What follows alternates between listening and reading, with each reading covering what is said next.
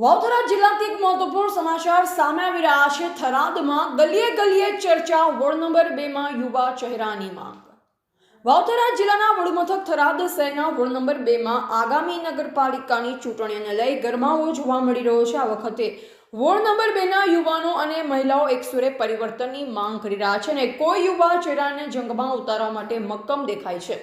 જેમાં પ્રાપ્ત વિગત અનુસાર થરાદ વોર્ડ નંબર 2 ના યુવાનોની એવી પ્રબળ ઈચ્છા છે કે કોંગ્રેસ પાર્ટી આ વખતે યુવા લોહીને પ્રાધાન્ય આપે અને વિસ્તારના સર્વાંગી વિકાસ માટે યુવા પ્રતિનિધિ અનિવાર્ય હોવાનું મતદારો માની રહ્યા છે। જેમાં ચૂંટણી લડવા માટે અત્યારે સોશિયલ મીડિયામાં આ બે મુખ્ય નામોની ચર્ચાએ જોર પકડ્યું છે। યાસીનભાઈ કાજી અને શાહરૂખભાઈ સિપાઈ આ બંને યુવાનો 36 કોમ અને 18 આલમના ભાઈ ગણાય છે અને વિસ્તારમાં એકતાના પ્રતીક તરીકે ઓળખાય છે। જેમાં સ્થાનિકોનું કહેવું છે કે આ બંનેમાંથી કોઈ પણ એક ચૂંટણી જંગમાં ઝપલાવે તેવી પૂરેપૂરી સંભાવના છે।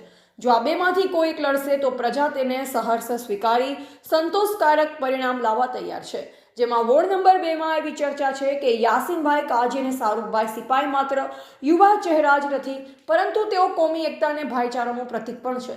જેમાં યાસીનભાઈ કાજી પોતાની મિલનસાર છબીને લોકોના સુખ દુઃખમાં ખડે પગે રહેવાની ભાવનાના કારણે યુવાનોમાં લોકપ્રિય છે, જ્યારે શાહરૂખભાઈ સિપાઈ વિસ્તારના પાયાના પ્રશ્ન માટે સતત અવાજ ઉઠાવતા અને સંગઠિત શક્તિમાં માનતા નેતા તરીકે જોવામાં આવે છે। અને વોર્ડ નંબર 2 ના સ્થાનિક યુવાનો પાસેથી જાણવા મળ્યું કે અમારે એવો પ્રતિનિધિ જોઈએ છે જે રબર સ્ટેમ્પ ન હોય પણ જનતાનો વાત બની રજૂઆત કરી શકે।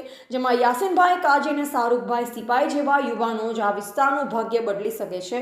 જેમાં માત્ર યુવાનો જ નહીં પરંતુ વોર્ડ નંબર 2 ની મહિલાઓની પણ માંગ છે કે આ વખતે યુવાને સક્રિય ચહેરાને તક મળવી જોઈએ। મહિલાઓએ પણ એક જ અવાજે જણાવ્યું છે જો યાસીનભાઈ કાજી કે શાહરૂખભાઈ સિપાઈ જેવા યુવાનો મેદાનમાં આવશે તો તેઓ તેમને પૂરેપૂરો ટેકો આપશે। જેમાં વોર્ડ નંબર 2 ની આ માંગણી અત્યારે રાજકીય વર્તુળોમાં ચર્ચાનો વિષય બની છે। હવે જોવું રહેશે કે કોંગ્રેસ પાર્ટી જનતાના આ વાદને માન આપી કોના પર પસંદગીનો કળશ ઢોળે છે, એ તો હવે આવનારો સમય જ બતાવશે।